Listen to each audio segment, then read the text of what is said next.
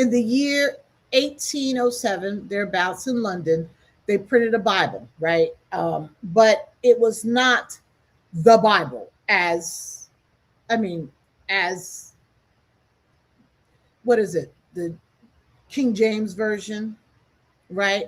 It was a specially made edition. And its own title tells you a lot. It was called Parts of the Holy Bible Selected for the Use of Negro Slaves, right? Parts selected. Somebody sat down and selected. And it's interesting because if it's the Word of God, if it is actually the Word of God, how can anything be selected out of it? That's how we know the Bible's not the Word of God, because they could take things out and rearrange them. Okay? And it was made to be handed to the enslaved out on the islands in British West Indian islands by missionaries as part of what they called, as part of their instruction. So I'm going to tell you what they did. They took the Holy Scriptures and they cut them. And this was not a light edit. They removed the overwhelming majority of the Old Testament, right? And they roughly cut half of the New Testament. It was surgery that they did on the Bible. It was precise and it was strategic. They cut out the book of Exodus, right? The deliverance, the whole thundering story of God who hears the groaning of an enslaved people and comes down and shatters the powers of Pharaoh and leads his people up out of the house of bondage and into freedom. They could not possibly allow slaves to hear that part. They cut the verse that says, there is neither bond nor free, that all are one, because they could not allow slaves to read that either, okay? They cut the great visions of justice and revelations at the end of the book, where the mighty are pulled down from their thrones. And do you know what they made sure to keep? All right. And to be preached, servants, be obedient to them that are your masters. They keep every word of the obedience in the Bible, and they cut out all of the freedom. This is the most devious, sick mind you could ever think of. They took the living word of God, which many still believe, and they performed an operation on it to remove every trace of liberation and to leave behind nothing but submission. That is so deep. That is so deep. And that book is not the Bible, right? That book is a confession.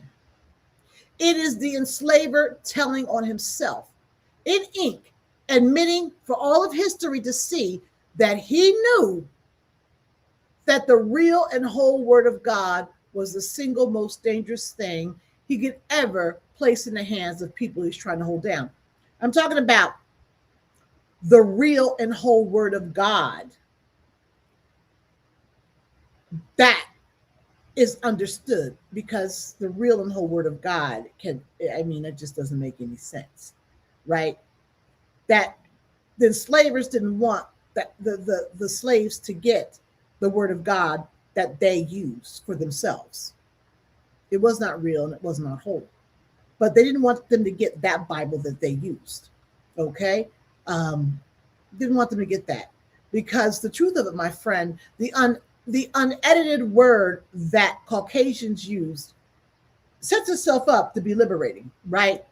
It is full to overflowing with a God who despises bondage, even though the Bible itself is a form of bondage, and the full of the equal, infinite, and unkillable dignity of every single soul, as the Bible discusses it. An enslaver handing the whole Bible to the enslaved is an enslaver handing them the very story that brings the whole house down. I mean, and they knew this stuff. They understood what it would do. So they took out the scissors and they cut it up. They cut the freedom out of the Bible, right? And so it's hard to take liberation out of people.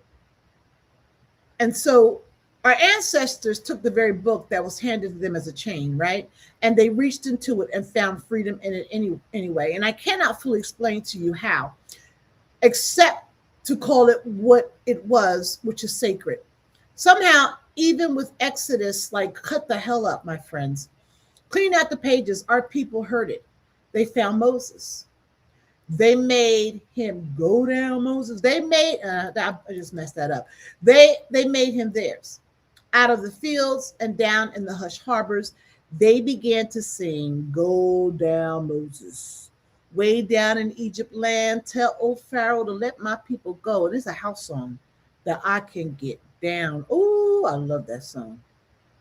Mm, mm, mm. It's got the drums in it. That's one of the songs I use to summon. I dance that song in a circle and use it for ritual and to summon because there's so much power in that song. Do you understand what that is? They were singing the exact story that had been cut out of their Bibles, right? They were singing it back into existence with their mouths, their voice, and their breath. They built the spirituals, a whole secret theology of freedom, coded and carried it in song. That's wild, right past the ears of the people who thought they got rid of it, right? They had a church out in the brush. And out of all that, over long and bloody years, they built the Black church. And as soon as they got that dang church, they just got the white man's Bible. It's such a sad story. I mean, it's been a healing part of Black folks ever since. And the beating heart and the organizing engine of every single freedom movement this people has ever raised, from abolition to the Underground Railroad to the marching of the civil rights movement. They took the master's tool and they turned it into a freedom song. There's a book by some gentleman called Burn the Master's House Down. That's the problem. We took the master's tools and we believed that we could change them. The Constitution is a tool. The Bible's a tool. Their church is a tool. And we thought we could make them our own, and somehow that would do something for us. We could fix them. We could amend them. You can't take the master's tools and think you could change them.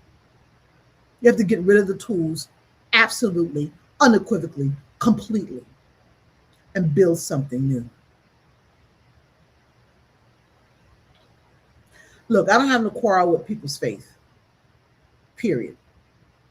And what I do is practice, not religion. All right.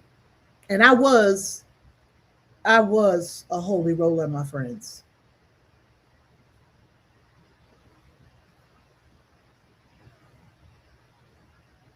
The ancestors who were handed a censored gospel and were so spiritually powerful, so awake, that they found the whole living white God. But I would say they found the whole living divine that they knew inside half a book they were allowed. That's genius.